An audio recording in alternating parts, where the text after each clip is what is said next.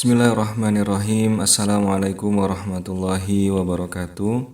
Kita kembali lagi pada pembahasan Fihi Ma Fihi bagian 72 halaman 486 dan halaman 488. Baik, langsung saja. Bismillah. Hal semacam ini masih sering terjadi di dunia lahiriah sebab kehadirannya di alam arwah lebih baik dan lebih kukuh. Meski dirimu telah mengelilingi seluruh dunia ini, namun karena kamu belum pernah melihatnya dengan Tuhan dalam benak, kamu harus mengelilinginya sekali lagi. Katakanlah, berjalanlah di muka bumi, kemudian perhatikanlah bagaimana kesudahan orang-orang yang mendustakan itu. Surat Al-An'am ayat 11. Perjalanan itu bukan untukku, tetapi untuk bawang merah dan bawang putih. Ketika kamu menyusuri dunia ini bukan karena aku, tetapi untuk tujuan lain, maka tujuan itu akan menjadi selubung bagimu yang menghalangi pandanganmu untuk dapat melihatku. Baik, di halaman ini Rumi memberikan penjelasan kepada kita. Hal semacam ini masih sering terjadi di dunia lahiriah. Hal semacam apa?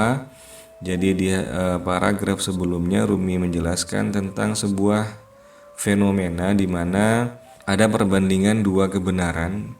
Jadi yang pertama adalah kebenaran itu bisa muncul secara kuantitas. Yang kedua, kebenaran yang muncul secara kualitas. Maksudnya bagaimana? Jadi ketika 100 orang mengatakan A, maka A itu adalah sebuah kebenaran. Jadi benarnya A itu berdasarkan banyaknya orang.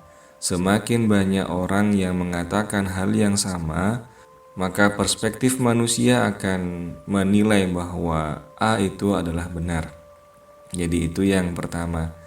Yang kedua, kebenaran yang muncul dari kualitas, artinya hanya satu orang saja yang mengatakan B, kemudian menilai bahwa B itu benar.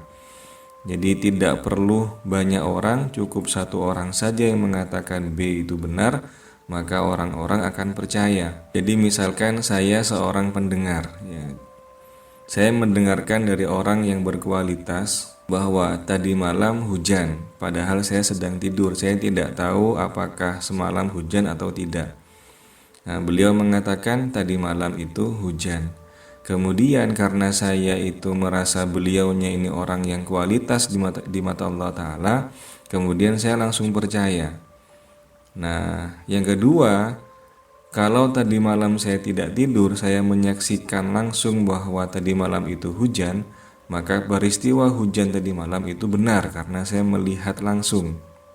Sehingga di sini nilai dari perkataan orang yang berkualitas itu sama-sama kuatnya dengan nilai pandangan langsung yang saya alami sendiri.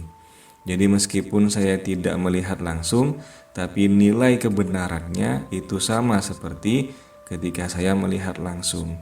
Pertanyaannya sekarang adalah perkataan siapa? Nah, perkataan siapa yang kata-katanya itu memiliki nilai kebenaran yang lebih tinggi dibandingkan dari kata-kata orang biasa. Nah, beliau inilah yang disebut dengan manusia yang sudah pernah atau merasakan anugerah yang luar biasa dari Allah Ta'ala. Apa itu? Jadi Allah membuka hijab dirinya sehingga beliaunya bisa menyaksikan kebenaran yang sejati tentang apapun saja. Nah, kalau kita membahasakan, bisa jadi beliaunya itu para wali, para nabi yang sudah diperlihatkan banyak rahasia-rahasia alam dan kebenaran-kebenaran alam.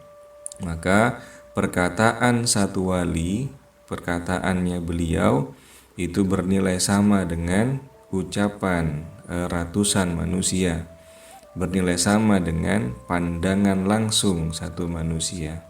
Kemudian meski dirimu telah mengelilingi dunia ini, namun karena kamu belum pernah melihatnya dengan Tuhan dalam benak, kamu harus mengelilinginya sekali lagi. Ini dalam rangka prosesnya. Jadi kalau kita dalam proses pencarian itu kita tidak melibatkan Tuhan, maka kita mau berjalan kemanapun kita tidak akan pernah melihat kebenaran. Nah, ilustrasinya seperti gambar ini. Jadi lingkaran itu banyak, tapi yang lingkaran yang memiliki isi itu cuma satu. Artinya kebenaran itu bisa jadi ada banyak, tapi kebenaran yang benar-benar hak, yang benar-benar murni, itu tetap cuma ada satu. Siapa orang yang bisa melihat kebenaran itu? Yakni dia, orang yang dalam pencariannya senantiasa melibatkan Allah Ta'ala. Jadi dalam berikhtiar itu, kalau kita biasanya ikhtiar itu doa sebelum melakukan sebuah usaha, atau doa setelah melakukan sebuah usaha. Yang lebih baik yang mana? Doa ketika awal, ketika sedang, dan ketika akhir. Jadi semua usaha kita awali dengan doa supaya usahanya lancar, selamat. Saat kita berusaha, kita berdoa lagi supaya kita menemukan apa yang kita cari. Ketika usaha sudah selesai, kita berdoa lagi. Segala puji bagi Allah atau bersyukur. Jadi setiap waktu kita melibatkan Tuhan. Di halaman ini disampaikan, perjalanan itu bukan untukku tetapi untuk bawang merah dan bawang putih. Artinya apa? Coba kita evaluasi diri selama ini kita berjalan di muka bumi ini. Gerak kita dari bangun tidur sampai tidur lagi, apakah gerak kita sudah melibatkan Allah? Atau gerak kita itu untuk tujuan-tujuan tertentu yang bersifat materi atau duniawi. Contohnya saja kita bekerja, niat kita apa? Kita ke dapur, masak, niat kita apa? Bahkan kita makan, niat kita apa? Bahkan kita mencari Tuhan, niat kita apa? Jadi bukan karena aku, tapi karena bawang merah dan bawang putih ini maksudnya simbol dunia. Nah, kalau masih kita seperti itu, maka itu akan menjadi selubung bagi kita yang akan menghalangi pandangan kita untuk dapat bisa melihat Sang Pencipta. Untuk bisa asyhadu alla ilaha illallah, untuk bisa menyaksikan bahwa ternyata tidak ada apapun di dunia ini selain Allah Ta'ala. Nah, untuk bisa sampai pada titik itu, maka kita harus membiasakan diri bergerak melibatkan Allah Ta'ala. Di benak kita itu, pikiran kita adalah Allah Ta'ala. Manusia mulia telah diperlihatkan kebenaran oleh Tuhannya. Satu ucapannya setara dengan ratusan ucapan manusia. Satu kalimat yang masuk ke telinga setara dengan satu cahaya yang masuk ke mata. Kebenaran yang dimaksud bukanlah kepingan-kepingan yang ada di alam nyata ini, melainkan keutuhan yang tersimpan kokoh di alam sana, yang jika rahasia itu terungkap sedikit saja langit akan menangis, karena ia sedih Tuhan tidak menjadi misteri lagi. Bagaimana agar bisa sampai ke sana? Jalannya dengan kasih sayang dan ketaatan. Nah, ini yang kita bahas tadi. Jadi manusia mulia, para wali dan para nabi itu satu ucapannya setara dengan ratusan ucapan manusia. Kalimat yang masuk ke telinga setara dengan cahaya yang masuk ke mata. Jadi ucapannya, kebenarannya setara dengan kebenaran saat kita melihat langsung, padahal kita tidak melihat langsung. Kebenaran yang dimaksud bukan kepingan-kepingan yang ada di alam nyata ini, karena di sini, di fase dunia ini, terlalu banyak kebenaran-kebenaran yang sifatnya kepingan, tidak utuh. Itu benar, cuman itu belum utuh.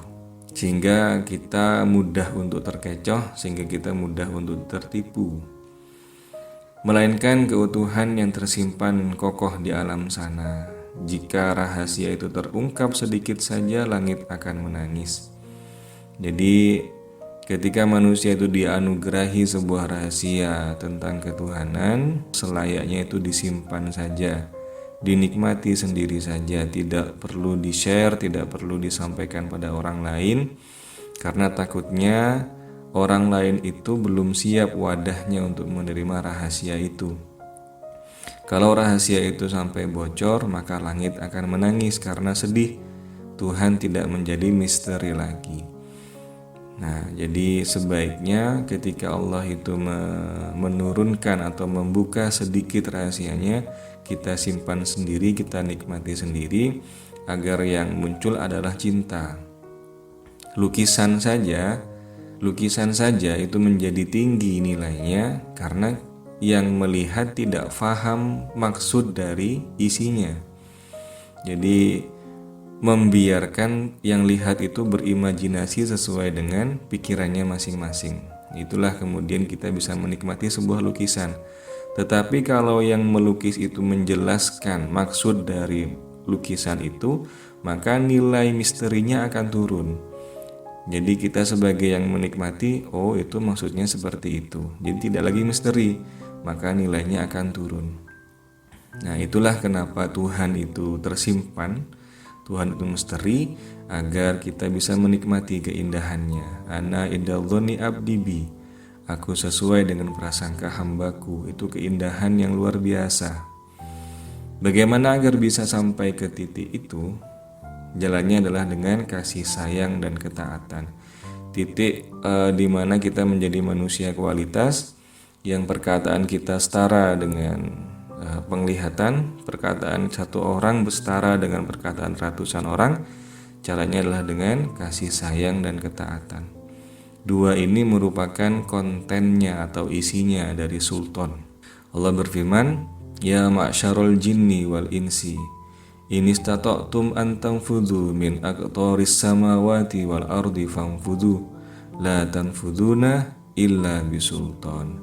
Wahai jin dan manusia, kalau kamu ingin menembus langit dan bumi, tembuslah. Kamu tidak akan bisa menembus keduanya kecuali dengan sultan. Apa sultan itu? Kasih sayang dan ketaatan.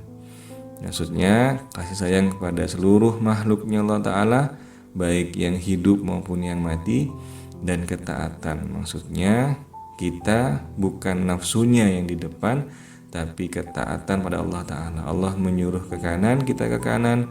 Allah menyuruh ke kiri, kita ke kiri, dan seterusnya. Oleh sebab itu maklumlah jika getaran dan cinta adalah sebuah keharusan dalam mencari Allah. Barang siapa yang tidak memiliki getaran cinta, maka dia harus melayani mereka yang memilikinya. Buah-buahan sama sekali tidak akan menempel di batang-batang pohon jika ia tidak memiliki getaran. Berbeda dengan kuncup tangkai yang selalu bergetar. Meski demikian, keberadaan batang pohon dapat menguatkan kuncup-kuncup agar tidak berguguran. Dan dengan perantaraan buah, mereka akan selamat dari tebasan kampak. Ketika getaran cinta itu datang dengan perantaraan tebasan kapak, maka tidak bergetar adalah lebih baik bagi batang agar ia dapat melayani orang-orang yang sering bergetar karena cinta.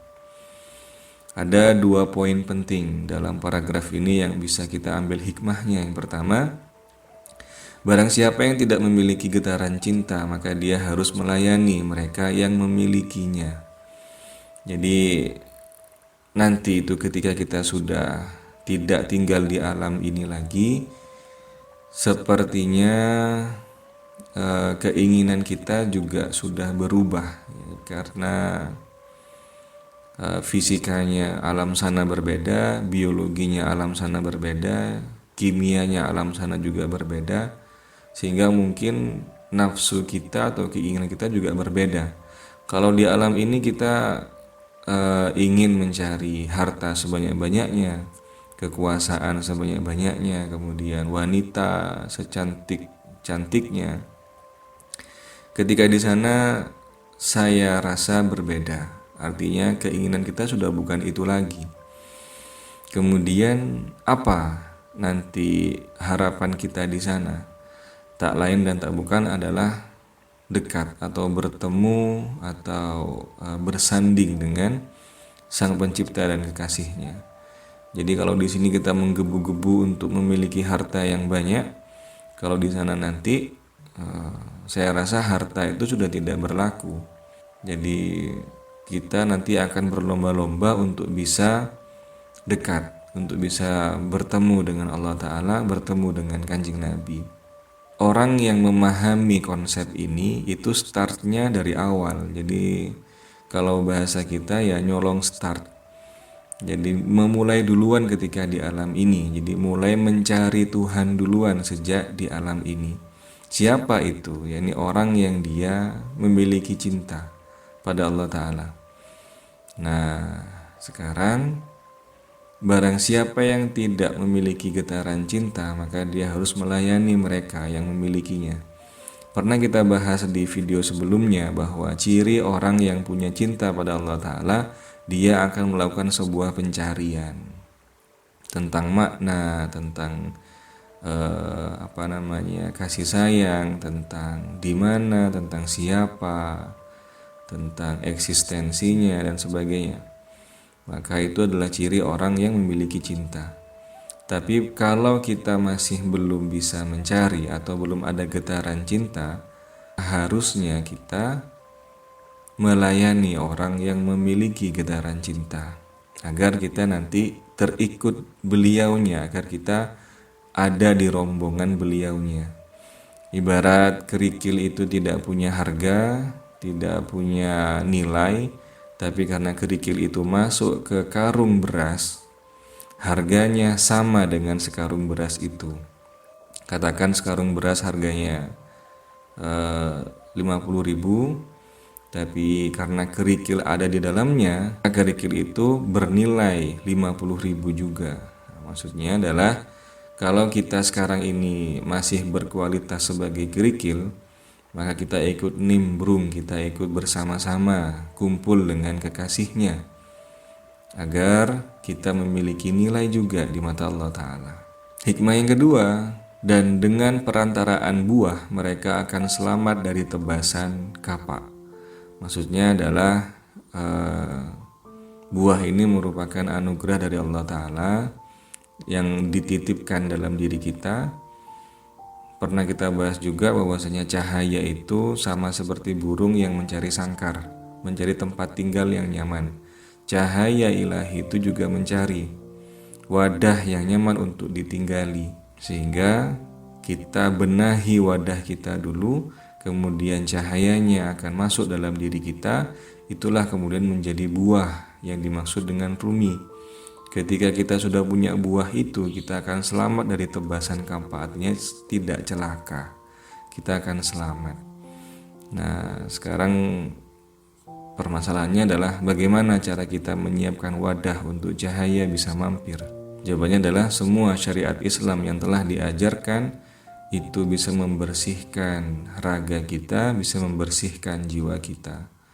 Seperti sholat 5 waktu, sholat sunnah, zikir pagi dan petang, sholat tahajud, qobliyah ba'diyah, membaca Al-Quran, memahami Al-Quran dan sebagainya, berbuat baik pada manusia, bersedekah di saat sempit dan lapang dan sebagainya. Itu semua merupakan cara untuk menyiapkan wadah agar cahaya bisa masuk dalam diri kita. Saat kita hidup di dunia yang lebih nyata nanti, harta, kekuasaan, dan wanita sudah bukan lagi menjadi hasrat pencapaian manusia, karena fisik dan biologi kehidupannya tak sama. Di sana nanti yang kita dambakan adalah pertemuan dengan Sang Pencipta melalui syafaat kekasihnya. Maka itu manusia yang sadar sejak dini, dia melakukan pencarian lebih awal. Bekalnya adalah cinta yang pada akhirnya akan menyebabkan getaran di jiwa. Kita, manusia biasa yang tak memiliki cinta, hendaknya melayani beliau yang sudah memiliki cinta, karena kerikil akan ikut memiliki nilai saat ia berkumpul dengan sekarung beras. Baik, itu saja yang bisa disampaikan. Semoga menambah kemesraan kita pada Sang Pencipta dan kekasihnya. Saya akhiri, Assalamualaikum warahmatullahi wabarakatuh.